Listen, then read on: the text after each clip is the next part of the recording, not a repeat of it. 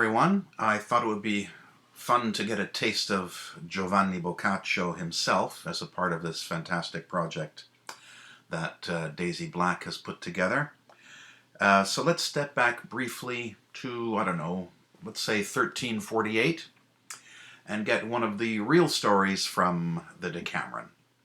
This English version has been translated by Peter Hainsworth in a little book called Tales from the Decameron, and it goes something like this. You have perhaps heard of Certaldo, a fortified township in the Val d'Elsa part of Tuscany, and though it's a small place, at one time it had members of the nobility and other people of means living in it. There was, though, a friar belonging to the order of St. Anthony, who found it fertile territory and would regularly visit once a year to gather in the alms of that gullible group that could be found there, who would be happy to hand things over to him. And his name was Friar Cipolla, and Cipolla means onion. And perhaps it was this name, onion, as much as any religious fervor, that made his appearances welcome, since the land around Certaldo. He was small, red-haired, and cheery-faced, and the best man in the world to have a drink with. He had no real education, but he had such a ready skill with language that if you didn't know anything about him, you'd think he was more than just a trained orator, perhaps Cicero incarnate. He was on the friendliest terms with almost everyone in the district, and very close to some. On one occasion he arrived, as he usually did, sometime in August, and when Sunday came round, all the good men and women from the outlying hamlets came to Mass in the parish church, and choosing his moment, Fra Cipolla stepped forward. "Gentlemen and ladies," he declared, "as you know, it is your custom to send a portion of your wheat and oats every year to the poor servants of his lordship St. Anthony, some giving more, some less, depending on the giver's capability and devotion to the saint, in order that the blessed St. Anthony will be a guardian to your oxen and asses, your pigs and your sheep. You are also accustomed, especially those of you who are enrolled in our confraternity, to pay that small additional sum that falls due just once a year.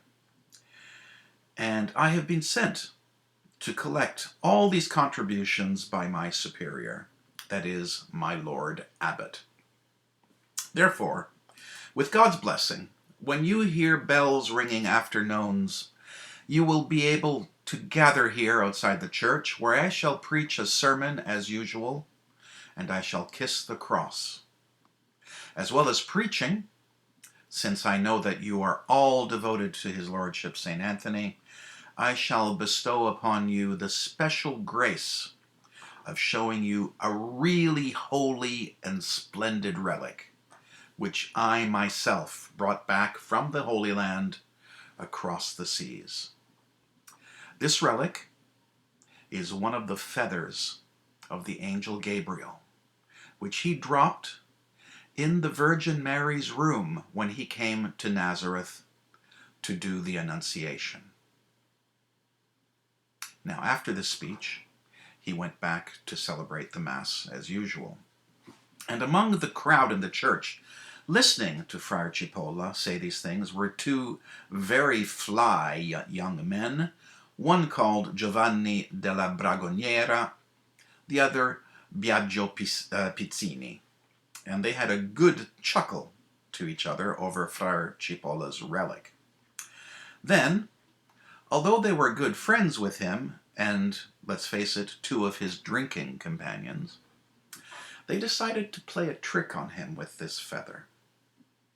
They found out that Friar Cipolla was dining in the morning with a friend of his up in the town citadel. And as soon as they heard he had sat down to eat, they went down to the main road and then to the inn where the friar was staying.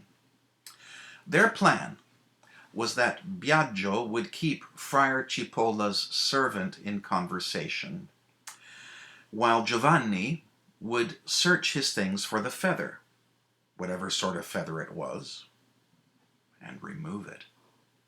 They would then see what he had to say to the people when he found out. Now, Friar Cipolla had a servant named Guccio, who was known to some people as Gucky Whale Blubber, and others as Mucky Gucky, or Guck the Pig. Friar Cipolla would often joke about him with his drinking mates. "My servant," he would say, "has 9 things about him. And if Solomon, Aristotle, or Seneca had just one of these, then any goodness in them, any sense, any religion would be completely wrecked." Just think, then, what sort of a man he is, with all these 9 things and not a trace of goodness, sense, or religion. He would sometimes be asked what these 9 things were, and he would reply with a rhyme he had concocted. "I'll tell you," he would say. "He's sluggish and sloppy and lying. He's feckless, malicious, and trying. And he's dopey and loutish and mentally dying." And that's forgetting a few other blemishes better not mentioned. What's particularly absurd about him is that anywhere he goes, he tries to find a wife and a house to rent. He has a big, black, greasy beard, but he thinks he's so wonderfully attractive that all the women who see him fall for him. Given the chance, he would chase blindly after them and not realize his trousers had ended up round his ankles. Truly, he's a big help to me, because he won't let anyone have a private conversation with me and not listen in.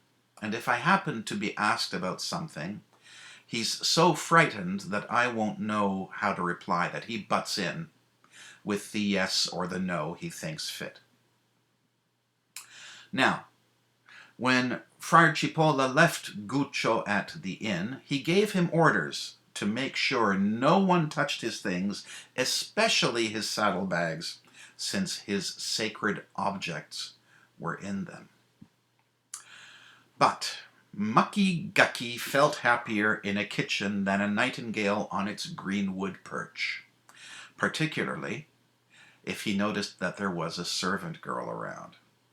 And he had now seen one in the innkeeper's kitchen, one who was squat, fat, bulgy, and badly put together, with a pair of bosoms like 2 manure baskets, and a generally sweaty, greasy, and soot-stained air. Leaving Friar Cipolla's room open and his things in a complete mess, he dived down to the kitchen like a vulture swooping on carrion. And though it was August, he took a seat by the fire and started chatting to the girl, who was called Nuta. He told her he was an accredited gentleman who was bursting with florins, not including those he owed, which made them more, not less, and that he was a speaker and doer who outspoke and outdid his master himself. He ignored the grease and fat on his hood, which would have been enough to spice up the monastery cauldron, and the tears and patches in his jerkin, which was stiff with grime around the neck and under the arms, and stained more colors than a drape from Tartary and India, not to mention the holes in his shoes and his tattered stockings. Instead, he spoke as if he were a French grandee, telling her he wanted to dress her in new clothes, see she was all right, and get her away from slaving for others. He said he couldn't make her a great landholder, but he'd improve her prospects enormously. And so he went on, speaking with great feeling. But as usual with his grand designs, it was all wind, with no chance of anything coming of it. The two young men, then, found Guck the pig completely taken up with Nuta, and happy that half their work was unnecessary, they went unimpeded into Friar Cipolla's room, which they found open. The first thing they picked up to have a look at was the saddlebag that contained the feather, and they opened it and found a little casket wrapped in a roll of silk. And when they opened the casket, they found a parrot's tail feather, which they deduced was the one he had promised to show the people of Certaldo. And no doubt in those days he could easily have put one over on them, since Egyptian luxuries had reached Tuscany only in dribs and drabs, and the flood of such stuff that later ruined the whole of Italy was still to come. If some people were in the know, they weren't the people living around there who still had the honest-to-goodness roughness of days gone by.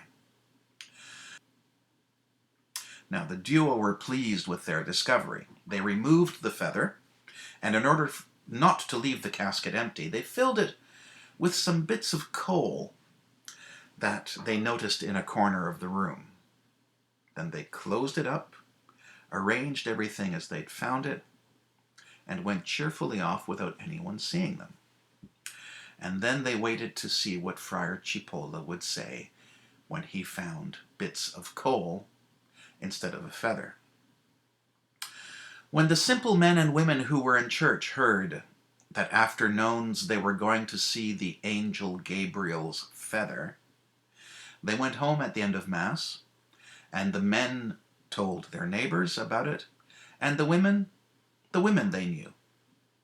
And as soon as the midday meal was over, so many people of both sexes, all eager to see the feather, congregated inside the citadel that there was barely room for them all.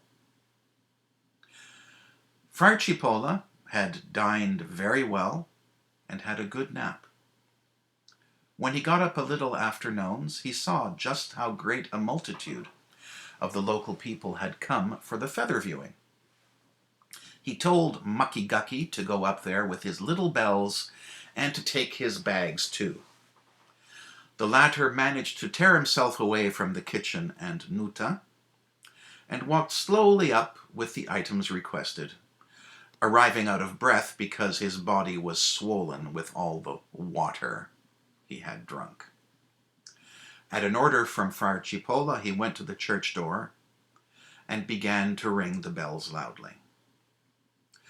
Once the people were all assembled in front of him, Friar Cipolla, unaware that his things had been tampered with, began his sermon and said a great deal to prepare the ground.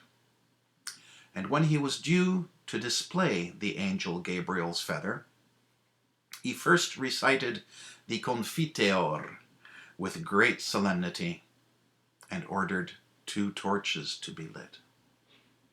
Then, pushing back his friar's cowl, he delicately unwrapped the silk that covered the casket, and he produced it.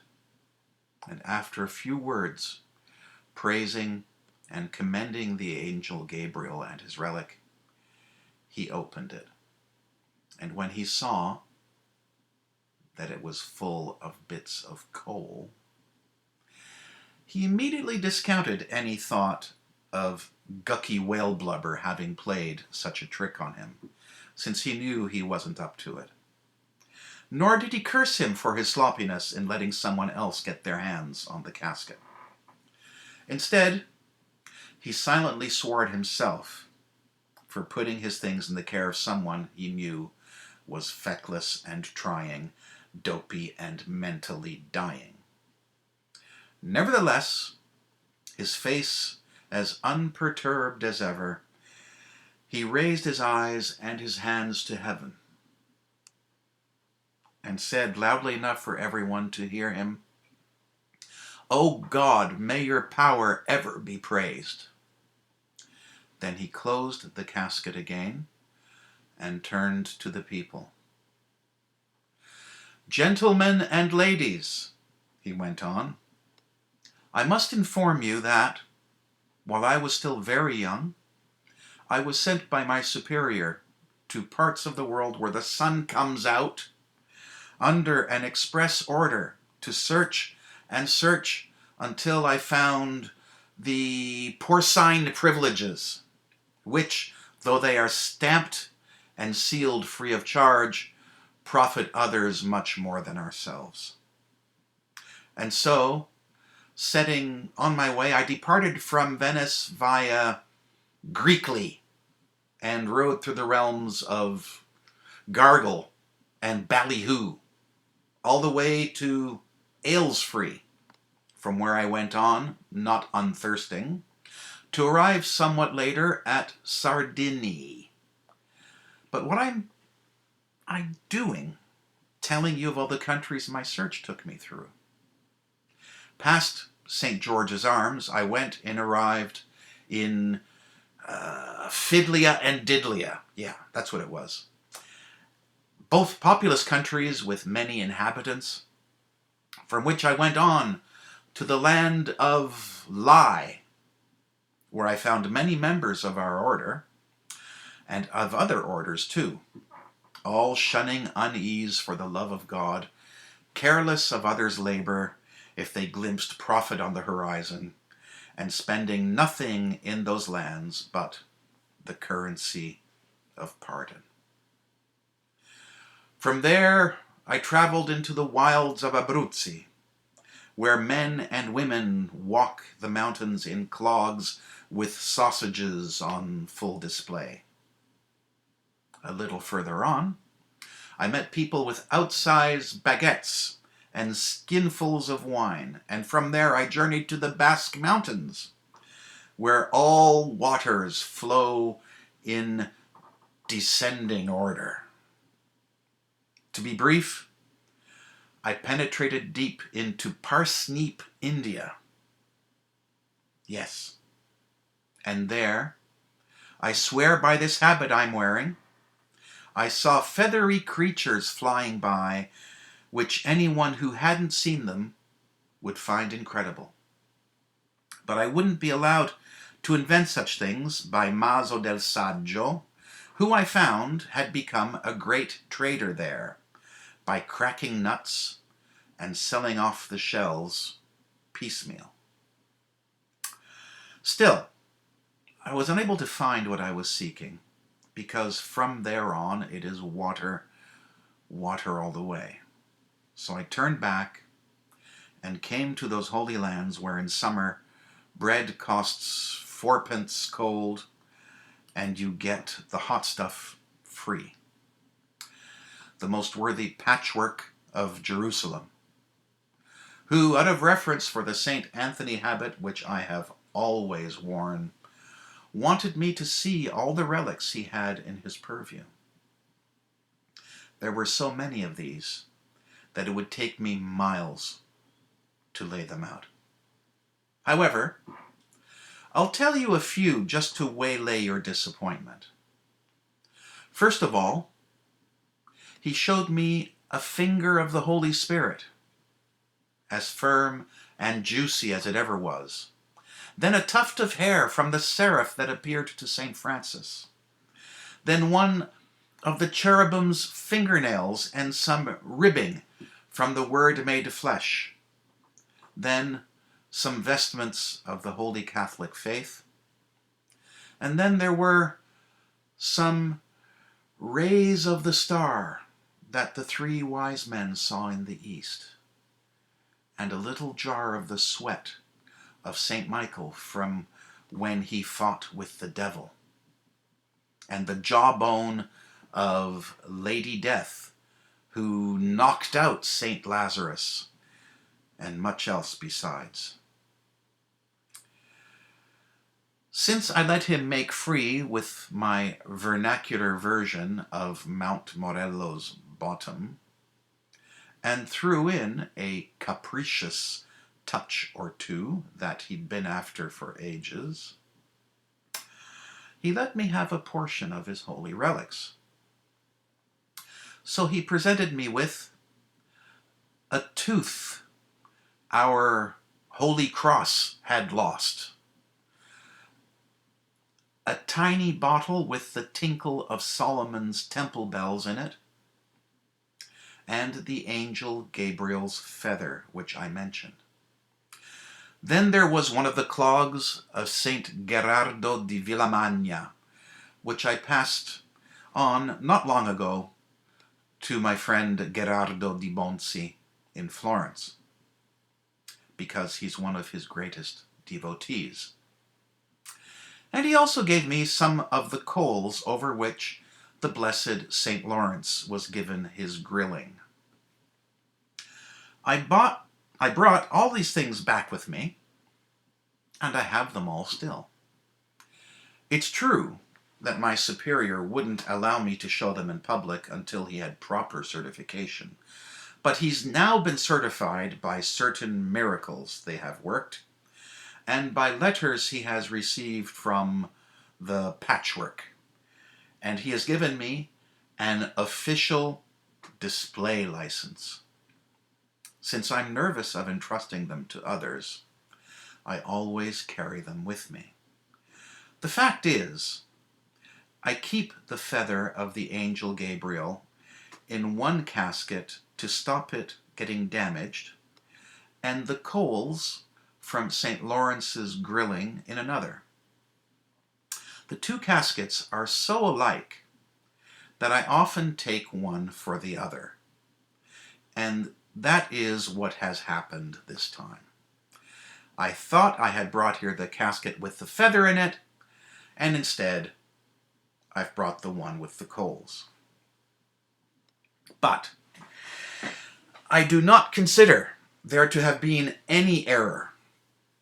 No, it seems to me sure that it was the will of God, and that he himself put the casket of coals in my hands, since I have recalled just this very moment that it will be the feast of St. Lawrence in 2 days' time.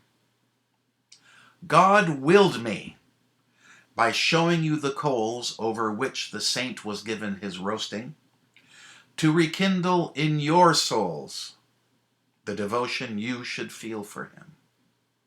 So he made me bring not the feather, but the blessed coals, whose flames were extinguished by the melting liquids of that most holy body.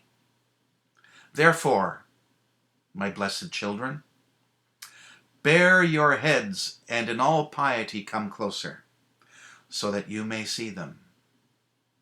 But first I want you to know that whoever is marked by these coals with the sign of the cross may rest secure all year in the knowledge that no fire will burn him that he will not feel. After all this, singing one of the hymns of praise to St. Lawrence, that he happened to know, he opened the casket and let the coals be seen. The foolish multitude gaped at them in reverent wonder while they converged on Friar Cipolla in a great throng, everyone offering larger donations than usual and begging to be touched by the coals. And taking a handful, Friar Cipolla began to mark the white smocks and jerkins of the men and the veils of the women with the biggest crosses he could find space for, proclaiming as he did so, that all the coal worn away by making the crosses grew back again in the casket, as he had witnessed many times.